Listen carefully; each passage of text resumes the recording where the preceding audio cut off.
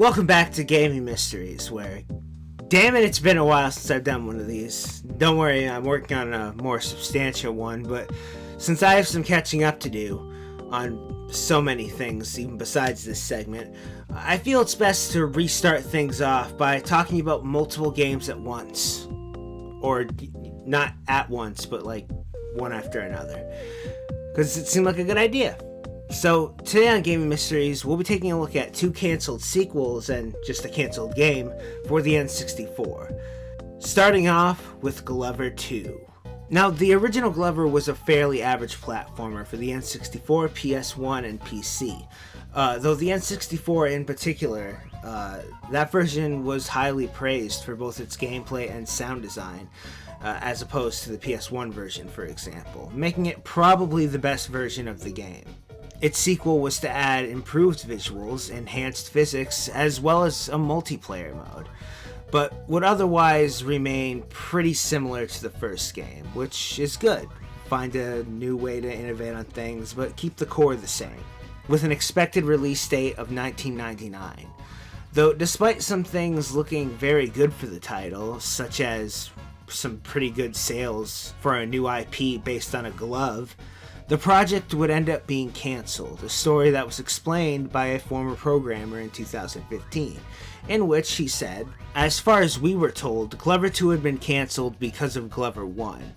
Now, this seems strange because the first Glover had sold fairly well for a non-Nintendo N64 title, and it was on the back of those sales that Glover 2 had been given the go-ahead at Hasbro in the first place. But Hasbro messed up. They really screwed the pooch. Big time. You see, when ordering the carts for the first game, the standard production run was something like 150,000 units. And this is what management at ISL had advised Hasbro to order because the N64 wasn't really faring that well compared to the PS1 at the time, and non-Nintendo titles tended to sell poorly on the platform. They thought Glover was a good game in its own right, and a moderate third-party success would sell around 150,000 units, and that is exactly what happened, hence the go-ahead for the sequel. So Glover was a moneymaker for Hasbro, right? No, not really. As it happened, Nintendo was having a special on N64 carts at around the time that the game was being scheduled for production. Some bright spark at Hasbro thought that it would be absolutely super to order double the normal amount of cartridges, so they put it in order for 300,000 units as opposed to 150,000 units, at a slightly reduced cost. The problem was that there was no real retailers that wanted to take that much stock off of Hasbro's hands. The game had been moderately successful, but the demand just wasn't there, and thus Hasbro was left with 150,000 or so copies of Glover for the N64 that nobody wanted. I'll take them. Just throwing that out there. I don't know, I'll hit them with a baseball bat or something, burn them, play one of them.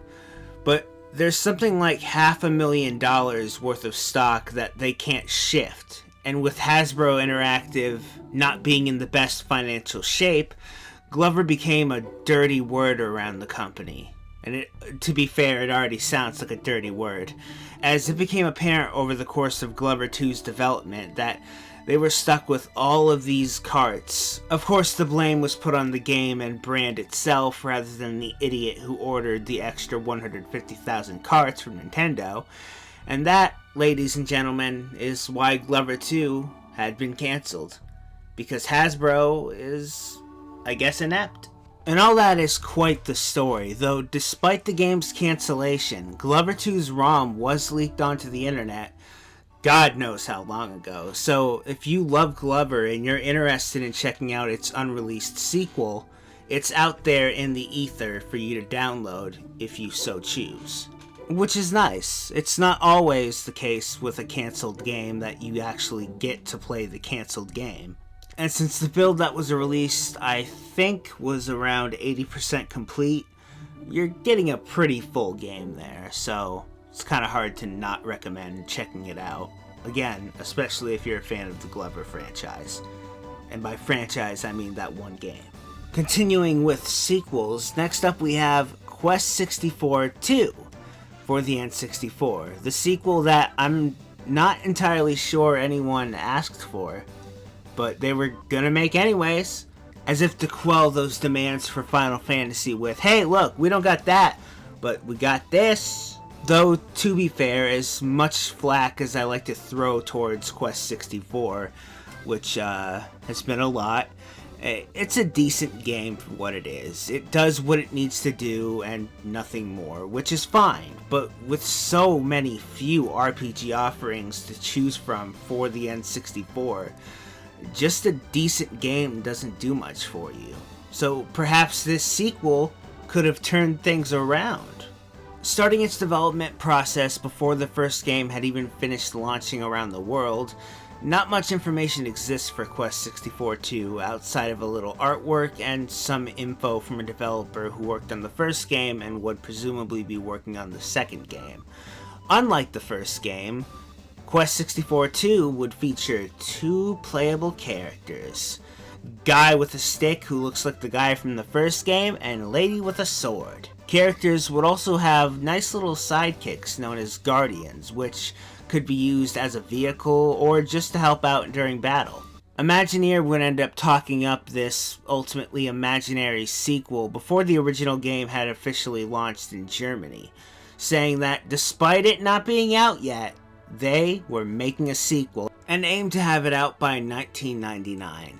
The game would take place 100 years after the events of the first game, with the game starting off with Leon, a 10-year-old boy who lives with his stepfather, who just so happens to be able to talk to spirits.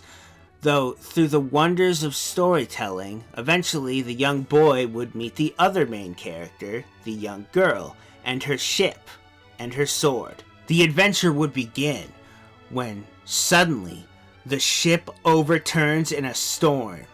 The 2 heroes are separated, but their goal will be the same, so it basically doesn't really matter who you choose to play as your main goal is stopping Julius, aka a bad guy. Each character would have their own unique style of play. The swordplay of Sophia, for example, already sounds more appealing than most of the first game altogether.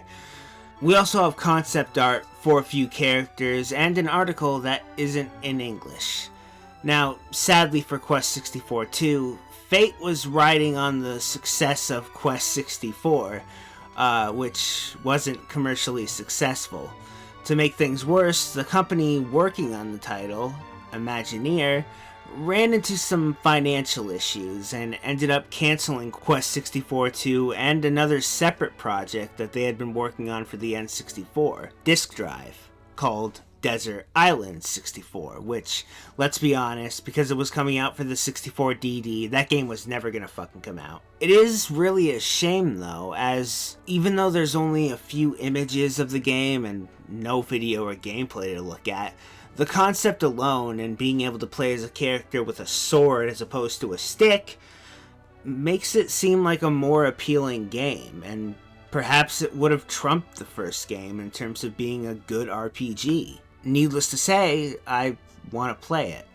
Though, unlike Glover 2, this game wasn't leaked onto the internet because I'm not really even sure how far into production it made it. My ultimate point here is, it's sad that the N64 lost yet another RPG. Even if it would have ended up just being mediocre or average like the first game, at least it would have been another RPG for the N64. Last up is a very unique game that goes by the name of Cabbage, a project being developed for the 64 disk drive, so there's already one source of trouble within the game. Even so, it was being made by some of the greats, such as Shigesato Itoi or Miyamoto. The game was to be a pet breeding / raising game, and Cabbage players would be given the task of raising a creature. As to what kind of creature they would raise, normal and or weird looking, this was never revealed, but you'd be able to buy things and feed it, with the game making use of the N64 DD's internal clock to keep track of the virtual world in correlation to the real one, meaning a player could leave for a while and come back to find that their creature had evolved into something else, maybe even died if that was a part of the game too. To go one step further and to enable portability with the game, you'd be able to link the game to your Game Boy via a special connector. Your creature would be downloaded to the Game Boy, where it would remain and be nurtured by you, the player, throughout the day, before being transferred back to the home console whenever you felt like it. Your creature would also be able to visit other owners' virtual worlds and do God knows what over there, but Itoi can be quoted as saying that he was looking for an explosive idea for the game, something that would be different to what everyone had expected. And already you named your game Cabbage, so that's pretty unexpected. That said, I also didn't really expect weird Tamagotchi game for the N64 either, so sounds pretty neat. In addition to the game, extra game sets would be released containing different toys, gameplay elements for Cabbage to interact with, including swings and slides, as well as additional events for you to explore within the game, which, yes, that is essentially DLC in physical form using the disk drive's discs. So Nintendo was slightly ahead of the curve on that one. And that's both impressive and icky all at the same time. The game was intended to be playable at Space World 2000, but no demo appeared. Miyamoto, Itoi, and Ishihara apparently got too busy to work on the project, and so it was eventually dropped. But he also said that many elements of the would-be Cabbage would make their way into other titles eventually. Nintendogs being a good representation of that as you're taking care of a creature. There's also a number of similarities between Cabbage and Animal Crossing in a way, with the clock constantly ticking and being able to visit other people's towns. Which in the end means that while the core ambitious idea of Cabbage was cancelled due to distractions for other projects, it's nice to know that at least some of its concepts got a chance to live on in newer Nintendo games. But that was the gaming mysteries for Glover 2, Quest 64 2, and the ever so charming Cabbage. Yet another example of 3 potentially amazing games being cancelled. Though, unlike with other videos where I've talked about cancelled games, there is silver lining with this one. For Cabbage, its elements were shifted into other Nintendo games. For Glover 2, you can just go look for that on the internet and play it if you want. And Quest 64 2, nothing really happened about that, but I'm pretty sure that there's a synopsis for the overall plot somewhere if anyone wants to look that up. Other than that, you're not going to find much. Personally, out of all 3 of the games I talked about, I really want to try out Quest 64 2. Just to see how they improve upon the original game. But that's not a likely scenario that's ever going to happen ever. So, what are you going to do? This has been Gaming Mysteries. If I sounded sick, I apologize. But thank you for watching. I love you. Hello everyone, Yuriofwind here, and welcome back to N64, where it's very nice to be back because I know I've been gone for a while. I'm going to be changing N64 up a little bit so that it's a tiny bit more speedy, I hope. So let me try and N64 the new way, the way the kids are doing it, except probably still too long.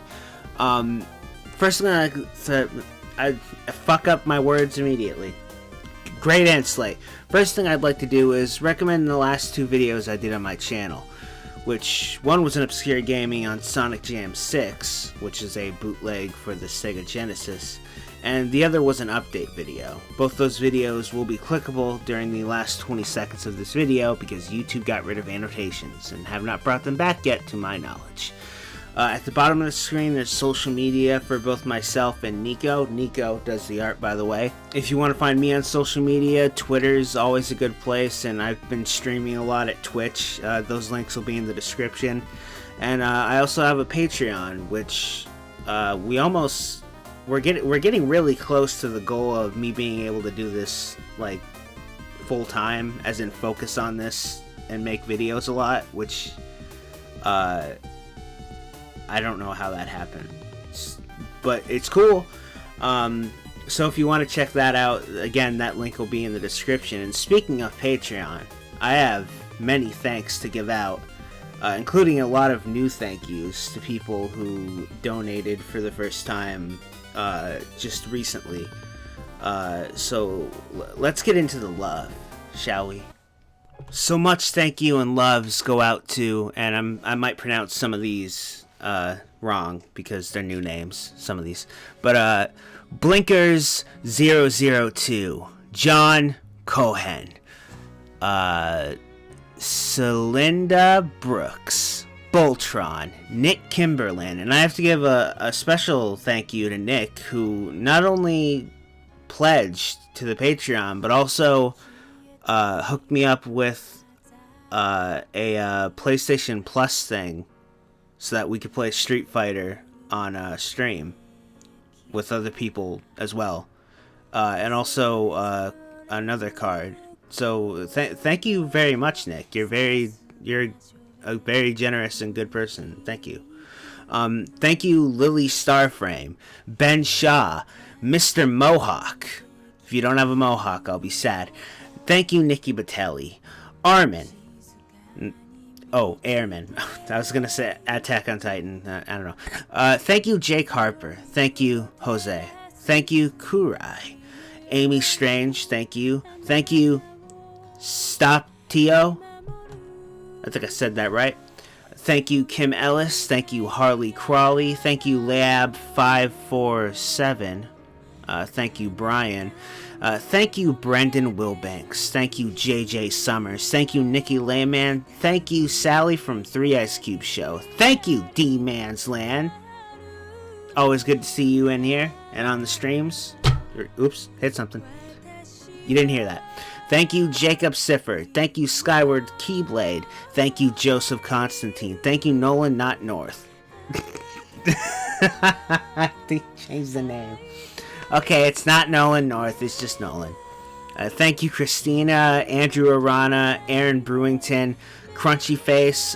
Thank you, Fernando Silva. Thank you, Rodrigo Derez. Thank you, beautiful Yoshi. Thank you, Nat. Thank you, I almost said Knack. Stop making Knack. Sony, in case you watch this. Thank you, Diego A. Lopez, Kyrie Flynn, Dale Savage, Ryan Travis, Alec Dixon, Patrick Palacio. But I screwed that up. I'm sorry. Thank you, Johnny Von Tungen. May have screwed that one up too. I'm sorry again. But thank you, Desmond X, Gamer 2. Yeah, I probably screwed that up as well. Thank you, Chrome Party. Chrome's not a name I associate with partying, but still, thank you very much. Rebecca Tewsbury, Berry. The K throws me off. If I screwed these up, by the way, feel free to yell at me on Patreon, either in message form or just leave a comment or something. I'll say sorry and then try and get it right next time. Thank you, John Paul Hore. Thank you, Darth Penguin, Mark Ryan, Hermonia, Mitchell Shore, Brandon Alexander Cohen. Thank you, Abdul Kareem Torres. Thank you, Stabola. Thank you, The Wheels on the Bus Go Die. Thank you, Erlen Mattis Rees, A.O. Breezy, Richard Lahiff, Greg Wolf, Vicious Phantom, Mr. Bowler, Robert, Brennan McKinnon. Almost got confused, but I'm good. Thank you, Sergio, Diego Martinez, Crazen, McGamers, Mio Kurishima, Jsteria, Escape Route British, Rory O'Carroll, Kenpachi Ramasama, Anthony Mang, Squiggly Kip, sadly no Fat D. I don't know if anyone wants to take up the Fat D reigns for this.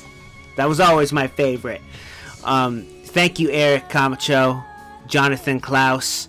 Thank you, Snooper. That's a good name. Ryan Cole, Jacob Epler. Yeah, that's right. Tom Stopwatch. That's still pretty good. Problematic. Yeah, I think so. And thank you, everyone. Everyone who supported me on Patreon, thank you from the bottom of my heart. I love each and every one of you. I hope you enjoy the new videos. I hope you enjoy the videos that I've told you that are coming out later in this month, as well as for Spooky Finger Puppet Ghost Month. Let's see how long Slate went on. 6 minutes.